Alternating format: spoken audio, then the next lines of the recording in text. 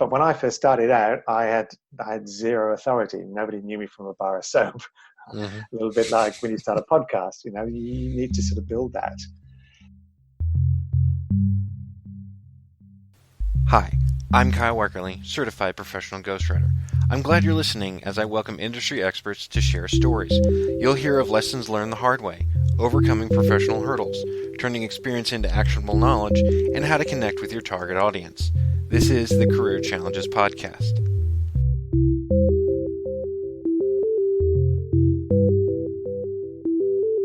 So welcome to the Career Challenges Podcast. My guest for this episode is Ronan Leonard. And Ronan Leonard helps experts lead small paying communities, also known as Masterminds. So Ronan, thank you so much for joining me on the Career Challenges Podcast today. Kyle, thanks for having me on a guest. Looking forward to it. Yeah, awesome. And of course, I always want to point this out, especially for guests like you. Where are you calling from? I'm calling from Melbourne, Australia, and I'm actually in the future. I'm a day ahead of you. So Yes. when I know the national lottery tickets, hit me up after the show. There we go. So the time zones, as I understand, it's noon there, right?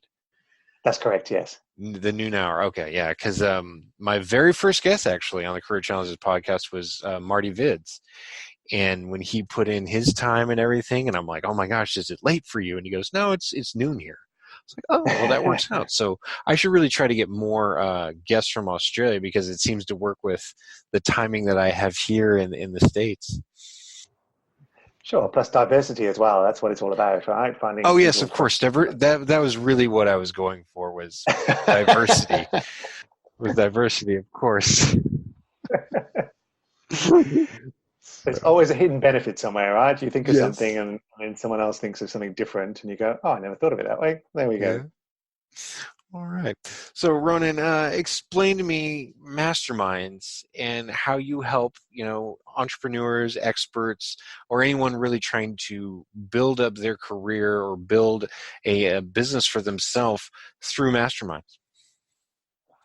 Well, you talk about career struggles, and that's a nice sort of segue into this. Mm-hmm. We realize now that we don't know anything. I think we're in the not knowing economy, not the knowing economy. There is so much content out there these days that we're kind of overwhelmed and saturated. But also your career span is getting shorter and shorter and shorter. So there used to be this, I worked for a company for 30 years, I got this gold watch, I retired. People are going to have to constantly reinvent themselves. And this window of how long you're in that sweet spot is getting shorter and shorter. AI coming in, disruption in every single industry. So the people that are most prepared are the ones that say, you know what, I'm going to invest in myself. I'm going to learn something new. So I'm going to become an NLP trainer. I'm going to become a Pilates trainer. I used to do this in a corporate job. Now I'm going to become an entrepreneur and have a different skill set. So your ability to be able to do that and to change quickly is going to happen all the time. And one of the key things to do is to shortcut is that you sit there and go, okay, I want to change careers. How do I do that? And there's two ways to do that. One is to try and Google everything and think you can figure it all out. That's the long path. And then there are other people that say, you know what, I've got 10, 15 years experience in this industry, or I've learned all the pitfalls. Come and work in this small group with me, which is we call a mastermind, and I will guide you through the process, the shortcut, and help you get to the other end of where you want to be. So that ties in quite nicely with the fact that, as I said, more and more smaller communities, as people are niching down, there are now people that only do Facebook ads for dentists. There are people that are growth hackers just for one kind of specific person. And there might even be ghostwriters that only deal with people that have inspirational books or they're in the medical field. Doesn't really matter. People are kind of niching down. So there's this opportunity for these smaller and smaller, tight-knit communities rather than trying to appeal to everybody. Awesome. And how long have you been kind of building these masterminds? Well, I got sucked in about 4 years ago. I used to have an events company that did something completely different, and I ran that for over a decade. And I found myself, I was missing mentorship, coaching, but then also other people that are in a similar position to me that either want to play in a bigger space or don't know what they don't know. So that ability to connect to people, when I went in my first mastermind, I went, wow, this is amazing. This is what I've been missing.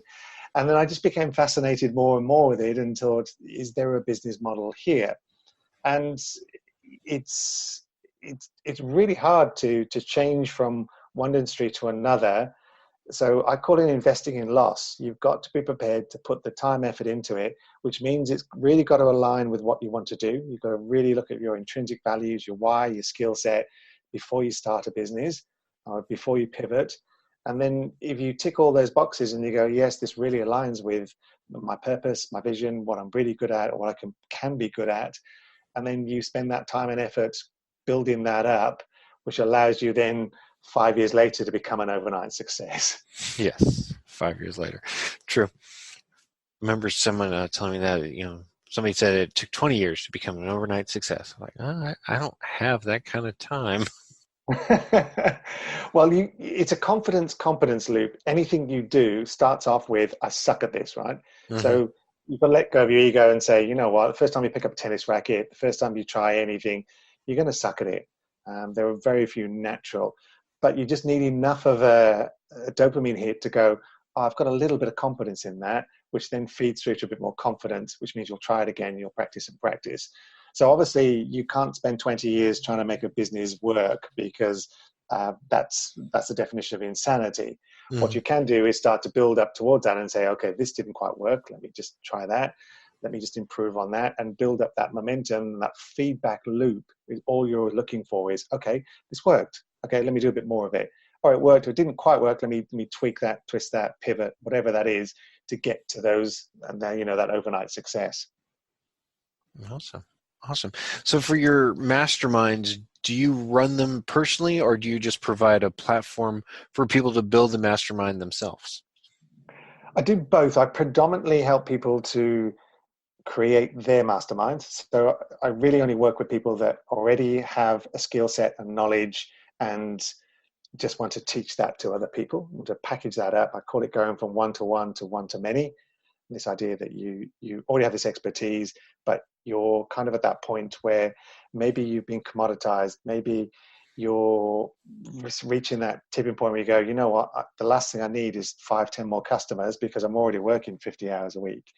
So then it's, okay, what's the smart thing to do? And the smart thing to do is always to be more leveraged, and more leverage is teach one to many. So predominantly I teach people how to do that. But having said that, I also run masterminds myself along that. I'm running one about the ability to create real engagement and rather than just more content. I touched on it earlier. We're awash with content at the moment, but if you start to look at the engagement rate for content, it's falling off a cliff. So the idea is to look at ways to talk to your, Kevin Kelly calls it your 1,000 true fans. A mastermind done right is potentially even less than that. If you look at your business model and say, well, what value do I provide? How can I really help people? And then if you're running groups of people, how many does that look like? It could be as little as 20 people. If 20 people are paying you $500 a month, that's a very healthy business model right there. So you don't need to necessarily have these huge communities. It's just about building those tight core, hardcore people that really get the value you want and what you want to do. Mm-hmm. Yes, obviously that's amazing. So building up your business to help people create their own masterminds, what was that like for you? I mean, it's not like a brick and mortar store, is it? No, one of the things is that when you teach, you automatically gain authority. If you look back at any stage of your life, who do you look up to? You look up to your teachers, you look up to the leaders, Mm-hmm. look at the people who impart knowledge on you, and that automatically gives you that. But when I first started out, I had zero authority. Nobody knew me from a bar of soap. Mm-hmm. A little bit like when you start a podcast, you need to sort of build that. So it's a process of figuring that out, of practicing. I joined Toastmasters. I've done a lot of self-development myself. I've hired mentors. I've been in masterminds, because there is always a gap between where you are and where you want to be. And it's a question of, how do you fill that gap? Who has already achieved what you want to achieve? Who can help you along the way? Who can make that shortcut for you, rather than you stuck in your own head trying to figure it all out yourself? So it's been a real journey. And one of the things that I call it is investing in loss. we are suckered these days when we look online and they say it's 7 simple steps. These are the 3 secrets. Da da da. There are no secrets. They're just stuff you don't know. And Mm-hmm. as someone who used to work with Tony Robbins, I had a conversation with him recently. He said the secret is work. Yeah. WORK. So Yep. you have to be prepared to roll the punches, to know that you're unlikely to hit it out of the park first off. But if you, as I said, if you've aligned to your real why and your real purpose, you'll spend the time. I call it investing in loss. You'll say, okay, well, I suck at this at the moment, but I will just keep on working to this until I find the right sweet spot of figuring it all out. Mm-hmm. Awesome. Awesome. So with your mastermind communities, what is that like to engage with these people who either have a lot of the experience and then they want to share that, and then also from the other end, those who are kind of coming into it very new and they're just curious, well, maybe I do want to get into writing, or maybe I do want to get into entrepreneurship or coding or something, some other skill set. What is it like to kind of interact with these people from both ends of the spectrum? Well, the reason that I'm 100% all in on masterminds is it is that ability to, you're crowdsourcing everybody's mind, which means their experience, their expertise, their beliefs, what they think, and it doesn't fall entirely onto the leader and the facilitator, because a mastermind run really well, they will learn as well from their students. The students learn from each other. It's this real crowdsourcing of ideas and expertise to come up with a better idea than if you had on your own. Because the name was coined by Napoleon Hill back in the 30s from his book Think and Grow Rich. And everybody still to this day reads that book, very well read book, but also quotes people like Thomas Edison. They still talk about him, talk about Andrew Carnegie, they talk about Henry Ford, all those people. Interesting enough, they were all in a mastermind together. Now, these were huge titans of their industry, and yet they didn't sit there and go, well, I've got it all figured out. I know everything there is to know about motor cars. They understood the value of connecting with the like-minded people to continue to learn, to grow, to share those ideas. And this is a safe space where you can do that you can't do in a Facebook group, that you can't do just from reading a blog. And it gets you outside of your own head, and to hear those perspectives from other people in that safe environment. You go, oh, wow, that's amazing. Never heard of that. Or I didn't believe that was possible. You just shown me something that I didn't know. So done right, it's just this amazing experience. Mm-hmm. What if somebody were to argue, well, I can just go buy a course and learn what they're teaching in the mastermind? I'm sure it's not exactly the same. You go to a mastermind and you learn from the course. But what is it about a mastermind that can be so much more effective in teaching and learning a new skill set? Well, first of all, anytime you consume information, you only have your own perspective on that, your beliefs, your experience to that date. So you are limited in that. And I call it context over content. So what's the context behind that? 85% of people don't finish a course. Mm-hmm. They're incredibly motivated and excited and enthusiastic, and they stump up anything from $100 to $5,000 for a course, and then 85% that don't finish that. So some of the hidden benefits of the mastermind, which is you give people what they want, but you deliver them what they actually need. Some of that is accountability. It's the ability to show up with this group that you've started to build up that trust with, and they say, this week we're working on this problem or this part of the module. And you better have done the work when you show up, because otherwise, A, you feel left behind, and B, you're letting the other people down. So just like going to the gym, when you've got a personal trainer, you sign up for a gym and you go, I've got this gym membership, never ever use it. You got the personal trainer, you're there at 6 o'clock that Wednesday morning, because that's the commitment you've made. You're paying that person, but you've also got the accountability that he's there waiting for you, or you don't have to pay for it. You've got a gym buddy. You go together every week at a certain time, because you've made that commitment to each other. So it just allows you to get that extra level of accountability. And as I said, you're not just consuming content in your own head. Other people are giving you fresh perspectives. And there's a sticking point, right? We've all been at school. Say, for example, you're in the chemistry, and the teacher teaches you just one way to do it. And this happened to me. My chemistry teacher passed away, and I had a different chemistry teacher. And then he would Wow. tackle the same problem from a different way. And maybe the first time I didn't get it and the second time I did, because he taught the exact same thing in a different way. So it's that ability to go, oh, okay, I get it now. I've stuck on this, and the ability to, as I said, step outside your head and find that different solution. Definitely. Definitely. Well, you mentioned chemistry, and I have to laugh. Just a little honest moment here for me. When I was in high school, I took a chemistry class, and the teacher was a coach, and he did nothing. I mean, absolutely nothing. We went in there and we watched daytime TV. And so, I took quote unquote chemistry, but I didn't learn anything. So, Yeah. and it seems you got two chemistry teachers. So really you got the better end of the deal there. Whereas I literally had none. So, that's probably how it evens out. Well, we learn differently. We all learn differently. Some people are left brain thinkers. Some are right brain thinkers. And one of the things I teach in there is this ability to pull it all together, to come up with a model, a metaphor, a story, a quote, something that hits both the left brain and right brain of everybody that's wanting to learn. And that way your information sinks into people. If you've got a great metaphor, there's some people go, oh yeah, it's just like a seesaw, or it's just like being in an elevator. And you give that brain hack to people. So teaching what you know is far more than just, here's all my information, let me just dump it to you.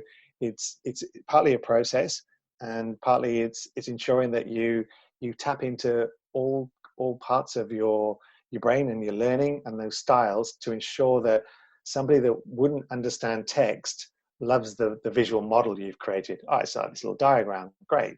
And we've all seen it work really, really well. Simon Sinek's Golden Circle, Maslow's hierarchy of needs, the pyramid, Robert Kiyosaki's 4 quadrants, Stephen R. Covey uses 4 quadrants.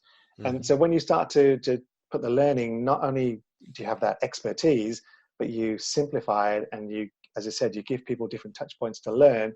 That's when the magic happens. Or Definitely. you sit back and watch daytime TV like Yeah. you did in your chemistry class. Or you see, yeah, definitely, because I obviously am not working in the chemistry field at all. So maybe it's an opportunity that was missed. Yeah. So what are you gonna do? Would you like to be a guest on the Career Challenges podcast? Go to careerchallengespodcast.com to find out how.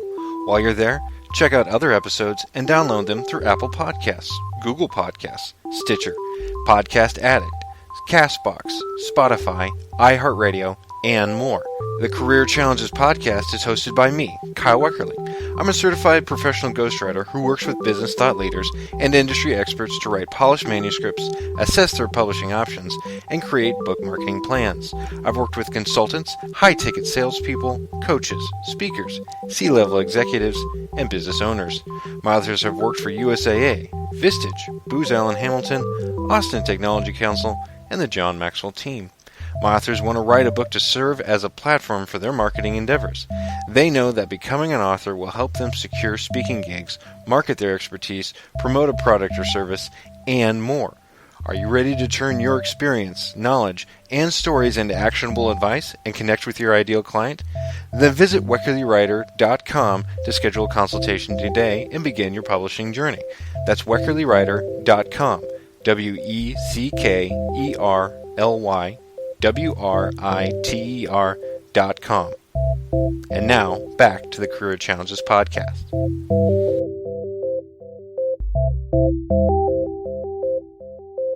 Okay. So, Ronan, thank you. Again, thank you for being on the podcast. But from what I understand, this is not your first podcast, or probably even your 20th. How many podcasts have you been on? I think I'm approaching around about 50 now. Wow. So you're a veteran podcast guest. Yes, it's one of those things that when you believe that you have something of value, it's getting that message out there. And the interesting thing about value is that it's something that other people attach, not you. So I might think I'm giving great value. Maybe I suck. I don't know. But I've got this core belief that more and more people should and could be in a mastermind group. For many, it's a game changer. It's that light bulb moment to go, this is the piece I was missing. I spent all this time in isolation or inside my own head. I didn't understand that. Being in this group is just the best supportive community for me, and I'm exponentially I can grow, I can learn new things, and it's the way to test a lot of your assumptions, because we're all really, really good, myself included, at pointing out flaws we see in other people. It's so obvious, why aren't you doing that? Why should you do that? But we are terrible, absolutely terrible, of having that introspection and that self-reflection of, okay, what am I missing? What don't I see? Where's the blind spots for me? And done the right way, it's a great one. I mean, there's nothing worse. You go up to someone and say, look, don't you realize you're missing this? Like, who are you to tell me that, right? So nobody wants advice given to them unsolicited. But for the right people that are saying, you know what, I'm going to let go of my ego. I haven't got it all figured out. I don't want to do this alone. Or I just need some support and guidance to get me to the next level, whatever that growth phase looks like for you, whatever that career opportunity looks like for you. Then there are the right people out there that can fast track you, that can guide you and support you in that environment. Mm-hmm. Awesome. So do you facilitate mastermind groups on podcasts? Are you part of a mastermind group for podcasts? I'm not specifically for podcasters. I actually feel this is a really great opportunity for podcasters. So, for example, I don't know if you've got a paid advert on here. Most podcasters seem to think, well, if I just get to 1,000 subscribers, I make $20. Right? Woohoo! Right? That's a terrible business model. Yeah, right? yeah, Terrible business model.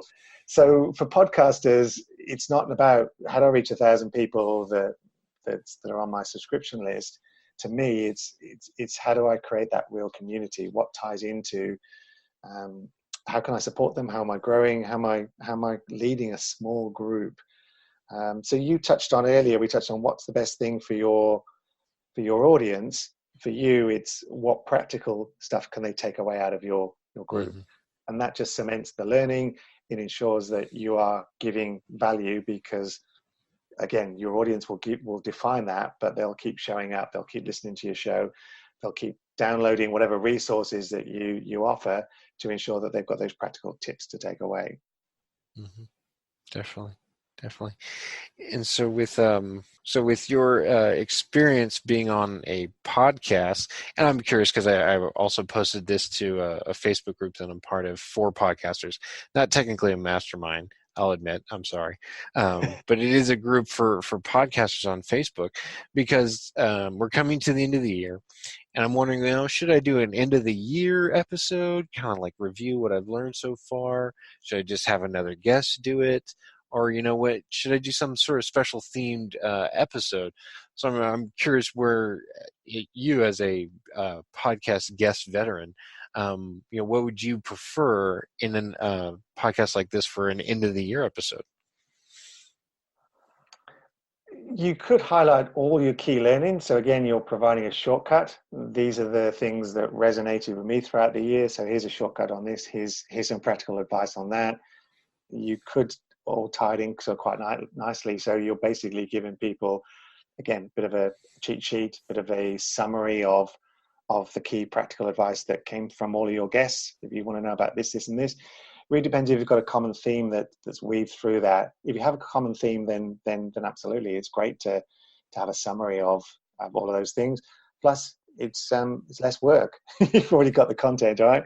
So some of it's about repurposing the content. So my advice would be to look at what resonated the most with your audience, what downloaded the most, where were they most potentially engaged, and give them more of that. Definitely. Yeah, and people are also asking me, or I've been part of the discussion, how do you get on a podcast? One was, that a lot of people always ask that, how do you get on there? And then two, what makes you a good podcast guest? And so, what advice do you have there for people trying to get on podcasts? Well, I touched on having a core message that you believe in. That really helps. I've done several outreaches to podcast hosts where I've filmed a personal video, because anyone can just send an email with, hey, this is me, this is my bio, I'd love to be on your show. Sometimes this is just true in every single thing you do. If you do what everyone else is doing, you're going to get the same results to them. If you can tweak it and add something else and go that extra mile, then you'll stand out. So I sent a personal video to someone, and they messaged me back, said this is the best application we've ever had, and they're up to 70, 80 shows. We'd love to have you as guest on the show, like immediately. So this will be for any kind of career change, anything you want to do. If you want to stand out, you've got to look at what everyone else is doing and say, what can I do just a little bit different or a little bit better, or go the extra mile? Mm-hmm. And I still remember Tim Ferriss's book, the 4-Hour Work Week, where he gave a perfect example of this. He said, well, he was working in some industry, I forget which, this was before he became successful. He was calling all these people, and they were too busy to speak all day. So he flipped that, and he actually called them around about 5 o'clock, where the gatekeeper had gone home, and the CEO or the decision maker was still there working, and he got past the gatekeeper and directly to them because, the phone's ringing, I'll answer it. And he wrote more business in that 1 hour between 5 and 6 in the evening when the gatekeeper wasn't there than all his colleagues that were on the phone for 8 hours a day. So it's finding something different, something unusual, something extra and above that gets you noticed. Mm-hmm. So hopefully that helps. Definitely. Well, part of why I bring that up too, this other discussion I was part of, they asked, what makes a good podcast guest, and I always want to bring up, just laugh. Don't take yourself too seriously. I for sure do not take myself too seriously on this podcast. I'm very upfront that, I'm going to bobble my words. I'm going to say and just in this episode, I've tapped or noted 3 places where I need to edit out, where I've bobbled things, so that way I get it out of there and we keep the discussion going. So, being humorous was something else I wanted to point out, and something else that in that discussion somebody had mentioned, read up on the show, take the time to listen to 1 or 2 episodes, because if you show up and it's like, well, what are we talking about, you're wasting the host's time, and worse, you're wasting their audience's time, because now he's got to go find somebody else to fill that gap and make it work, and bring the value to his audience. So, just take the time to listen. And I hate to say it, I have turned away a couple people who have approached me to be on this podcast, because for one, they did. I don't feel they understood what the podcast was about, where they were. Where their expertise could fit into it and help the audience that I'm trying to reach out to. Because one guest, she actually said, well, what do you want to talk about? Just tell me and I'll show up ready for it. I'm like, well, no, just take the time and listen to a couple episodes, and then you come to me and say, I want to do this. I want to talk about this, and we'll get it going. And another guy, he had a product. He just wanted to pitch the product. He just wanted to talk about how great this thing was, and how he had, tailor-made it, and years of experience, and was going into making this product, and it was going to be great for your audience. I'm like, no, I want to hear your story, your challenges that you came or had to endure, and where that's led you to today. And so, first off, Ronan, I want to say thank you. You were great. You've been sharing those stories, so first off, I want to tell you that. But then also, in your experience as a podcast guest, when you prepare to be on a podcast, what is your thought process for prepping? My thought process is, in fact, I made a cheat sheet just to ensure that I'm on point. I want to try and be entertaining. I want to try and teach people. I want to share some personal stories. I want to make it potentially intriguing and challenging. And as I said just a couple of times now, offer some value. And I think if you go into it with that, and you're as authentic, and you obviously are, Carl, you're peeling back the onion and already admitting, actually, behind all this facade, all these things go wrong. Thank you. Thank you. So you're authentic. And when you get that mix, I think so many people these days are busy trying to fake authenticity. It must be so much like hard work. So in a world where we're on social media, you're always supposed to be winning. You're always supposed to put, your highlights reel forward. To find people that are the genuine, engaging, and open and curious is a rare thing. So I think that's a perfect mix for anyone that's looking to be a guest on a show. And if it's not the right fit, it's not the right fit. But by being true to yourself and being open, all those things, and doing the work as you said, you're far more likely to get a yes from the audience. And also what you do is you spiral up. So you try maybe someone that's just started a podcast, and they'll have anybody. And you know the old bell curve, right? When you start a Yeah. business, you'll do anything for anybody at any price. And then you start to get more experience of it, and you be more choosy. Okay, I only want to work with this type of client, or this is a better fit. I'm putting my prices up. And it's the same in the podcast world. Maybe, Carl, in 12 months' time, your show will be so successful, I won't fit your criteria and I won't be on. So, we move and evolve just like in our careers. True. Yeah. And so with bringing it back around to masterminding, because you were talking about masterminding, and I didn't want to go off too far in this podcasting tangent, that kind of approach that works in masterminds as well, right? Where you show up in your authentic, like, I don't know this, can you teach me? Yes, it's a level of vulnerability that some people aren't just ready at certain times. As I said, we're conditioned now to assume we all got it figured out. We think that we want to be the next Grant Cardone or Gary Vaynerchuk, and then when I talk to people, that's not what they want. They want to put food on the table and have a comfortable life. They want to have some kind of impact and meaning, and they want to do something. Their dreams are completely different to the 0.001% of people that show up everywhere on your feed. So one of the things that I've noticed in the last year about myself is that my only competition is myself.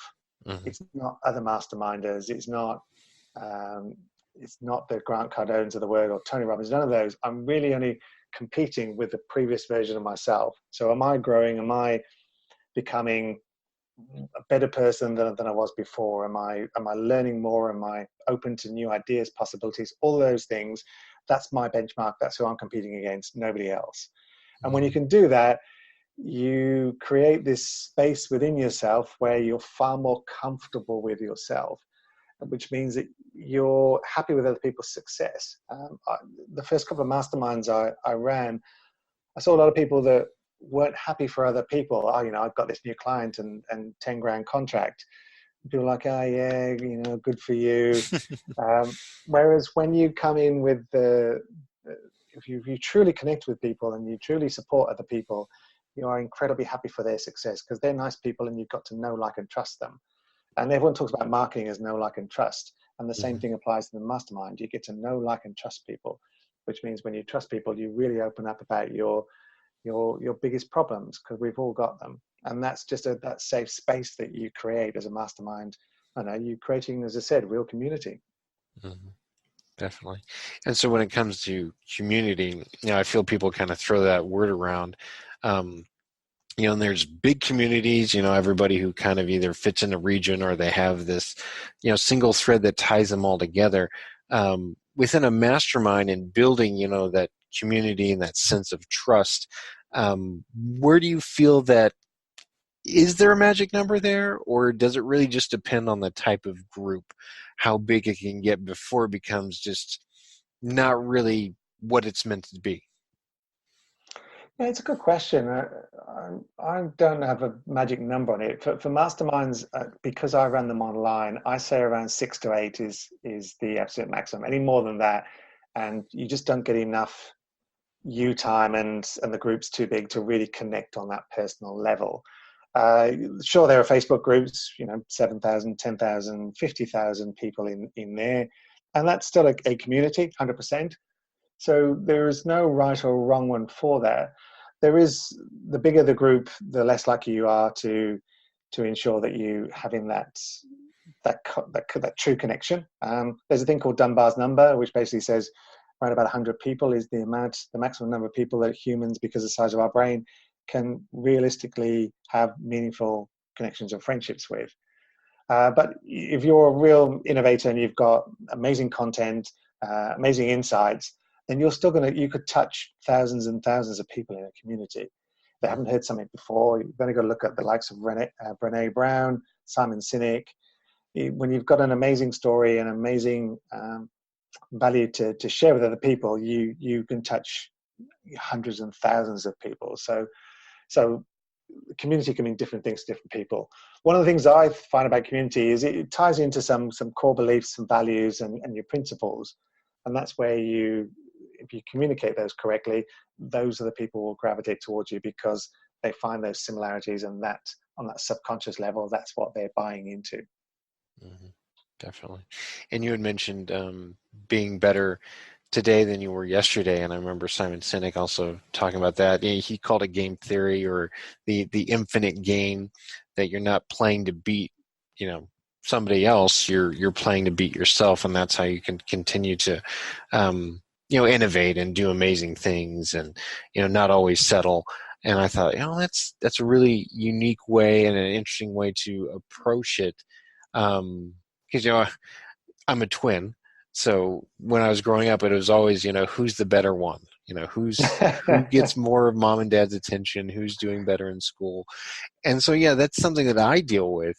I don't know if I deal with it more than others, but to me, it was always, I have to be better than my twin, or I have to be better than somebody else in the room, in the group, to not be at the bottom. If I'm at the top, that's great. As long as I'm not at the bottom, that's what's best. And so that's something that I've really struggled with, is adapting to that mindset of compete against me, not against, you or, other people. Wow, that's fascinating. First of all, I obviously didn't know you're a twin, and why would I? But that's, True. Yeah, yeah, it's not something I start with too, but it just comes up in conversation. People are talking about yeah. siblings. Like, oh yeah, my twin brother. Oh, you're a twin. Yeah, you start talking. But you were saying, I'm sorry. No, that's fascinating. One of the things that I teach in the mastermind is very early on is that we look at this thing by Ken Wilber, which is integral theory, which is that there's four quadrants that affect our lives and our beliefs and everything. So we have belief systems that we carry right through from very early childhood, which often no longer serve us. And they stop us in all sorts of ways. Because as I said, everyone talks about mindset, but it's only when someone else starts questioning your beliefs that you start to see where you've inherited them from. Do they still serve you? And just pushing those boundaries. So obviously you've got quite a good bit of self-awareness for you to think about that and to go, okay, from my childhood, I've always been competing against my twin because he looks the same as me, talks the same as me, he's had the same upbringing. So that's fascinating that that's part of your psyche. And I'd never thought of even that I don't want to be bottom of the class. But at some stage, to really grow, you do need to be bottom of the class. You need to, there's the old adage that if you're the smartest person in the room, you're in the wrong room, right? Mm-hmm. So at some stage, if you really, really want to grow, you want to be the person that is at the bottom of that room, but prepared to take that hit to the ego and say, you know what, someday I'm going to be at the top of this room, and I'm going to find the next room and the next room and the next room. Mm-hmm. Yeah, and that reminds me of two other stories from my teaching days. I taught private school to middle schoolers. I was a teacher in a private school, and I taught the middle grades, so 6th, 7th, and 8th here in the States. That's what they usually call middle school. And in the 7th grade class, there are these two students who were, one was always picking on the other, so there was a constant discipline issue we had there with him. And I figured out it was because in the social hierarchy of this class, these two guys were near the bottom, or the bottom rungs, if you suppose. And the guy who was always picking on the other wanted to make sure he was not the bottom rung, so that's why he was picking on the other guy, to prove, I'm not the lowest social strata here. He is. And so that was where the problem mostly arose, was he wanted to make sure, even if I'm not the most popular, at least I'm not that guy. So Yeah. that was a big pain in my side throughout my whole teaching experience there. And then the other story is I'd been teaching that first quarter, because it was a quarter system that they had it on. So after that first quarter, this new kid came in, and he was homeschooled. And so there was obviously like this kind of stigma that kind of follows homeschoolers. But this homeschooler came in, and at first he was just quiet. He wasn't awkward. He was just quiet. And then I saw him really start to open up and talk to other students there. And he was always a great academic student. He did very well academically, but I really saw him bloom and become more of a social social adept in the class. And at first, he was quiet, but I think that was him learning the social mores within the classroom. And so instead of just, being scared or trying to prove that he was popular or trying to impress these other students who he never met before in his life, he took the time to learn them and then start to try and insert himself into this new kind of environment or this new jungle. And, not necessarily put himself on the social rung, but make himself part of the group in some way. And I always thought that was interesting because he had a totally different mindset than I would have had at that age. I would have been that other guy who was picking on the other kid, prove that I wasn't the lowest rung. So it's always. You mean your twin? Yeah, true. I probably would have been picking on my twin. You're probably right. Something else I gotta work on there. Anyway, so you had so we talked about the masterminding, and before we had hit record, and I was asking you about, where you got all this stuff and how you decided to go that direction. And one of the answers you had put in the questionnaire that I have all my guests fill out before they come on the show was question authority. And I always thought that was interesting, for someone running a mastermind. I know it's not about, social uprising or anything like that, but that, that was one of your answers. And so I asked you why question authority? So why, Ronan? Why do you say question authority? Well, it's something that I learned through a very, very hard lesson, but a life-changing lesson. So when I was just 23, I worked on this cruise ship off the coast of South Africa, and I was fresh on there, one of the lowest paid people on the ship. And we were in this huge storm off the wild coast of South Africa. The two oceans meet. I'm talking 100-mile-an-hour winds. Yeah, Cape of Good Hope, right? Yeah, that's what they call the Cape of Good Hope. Mm-hmm. 60-foot swell. You're talking, 3-story building, the waves, and we started sinking.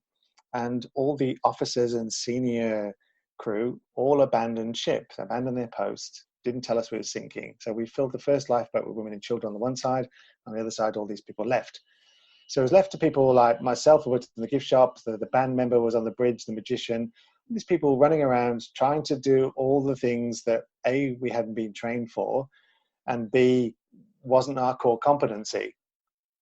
And it just taught me this lesson that, okay, you've got 3 stars on your lapel. Okay, so you're the CEO of something. Okay, respect for me and authority still has to be earned, not automatically deferred. And that was a great lesson for me to where possible push back. And it just made me a little bit more curious and a little bit more wary about automatically deferring to people just because they have a certain title or they've achieved a certain level of success. So it was just a really good lesson for me in life that lucky enough nobody died. And I have a lot of funny stories that happened at the time. It was a very fun experience because of that. And I can say that because nobody died. Some people were traumatic at the time. I even at the time I had some fun around there. You talked about earlier about having fun, but yeah, great life lesson for me. Awesome. And I would love to talk more about that, but we're also coming to the end of our time here. But I do want to give you the opportunity to talk about what's next for you and accountability and masterminds. Yeah, it's a good question. For me, one of the things that I've really understood the last 4 years as I've transitioned into that is that my business is built around people and relationships. It's this symbolic capital where I do a lot of things that aren't a monetary reward, but I do it for the reason that I'm helping somebody and it pays forward. And everyone kind of knows this, but then you look at marketers on LinkedIn and they're always talking to you like you're a prospect. Right? One of the reasons I'm on this show is that there are other people that I've interviewed on LinkedIn that I've helped them connect to them. Oh, you should speak to so-and-so. He's a good fit for you. And that universe of reciprocity really, really works. And I've just dived more and more into that, and I've doubled down on that, this ability to create long-lasting relationships, friendships, to build up that. It's called symbolic capital. So everybody thinks of capital as just money. For me, there is this intangible, your expertise, your knowledge, the people you know, the people who trust you, and you build that up. If you're in business for any length of time, that's that's a skill set and an asset that transfers across every industry and any walk of life. So for people that are changing careers, if they've built up enough symbolic capital, they can tap into someone who's now the CEO of another company and say, well, remember 10 years ago we worked together, or you can use that ability. And not everyone gets it, that's fine. They just look at the dollars. But I'm focusing on that. And it just ties into my ability to help people create their own masterminds that then creates that bigger ripple effect where they're helping other people. And even outside of those mastermind groups where I connect people and say, oh, look, I'd like to be a guest on the podcast. Okay, great. Let me introduce you to Carl. He's got a great show. You'd be a great fit.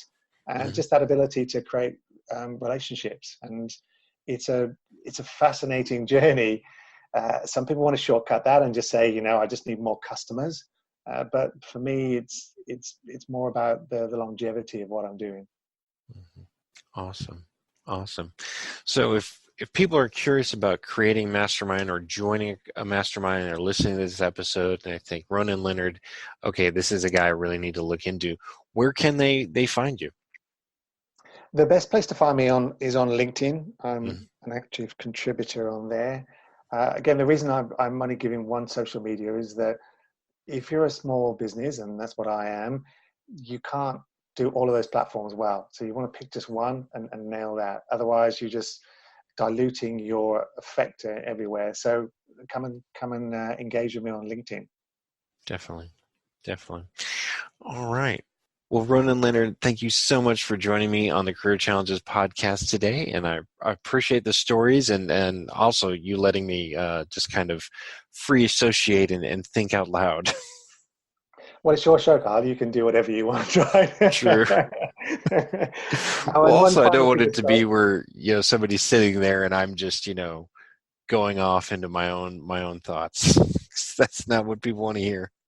No, exactly. And one final thing as well, you did ask me we talked about sort of giving something practical.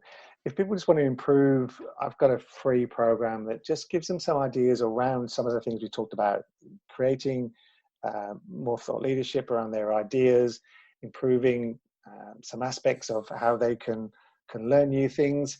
So the link will be in the show notes, but they can definitely check out some of the ideas and concepts I teach within the mastermind for free. Awesome. Yes, I will definitely be putting the link in the show notes because I want more people looking into masterminds as well. All right, awesome. Well, you have a great day. Love you, Carl. Thanks for having me on your show. No problem. Thank you for listening to the Career Challenges podcast. Don't forget to subscribe and like the Career Challenges podcast on your favorite podcasting app. Visit careerchallengespodcast.com for more information. Schedule your free consultation with Kyle Weckerly by visiting weckerlywriter.com today. That's WECKERLYWRITER.com. Thank you.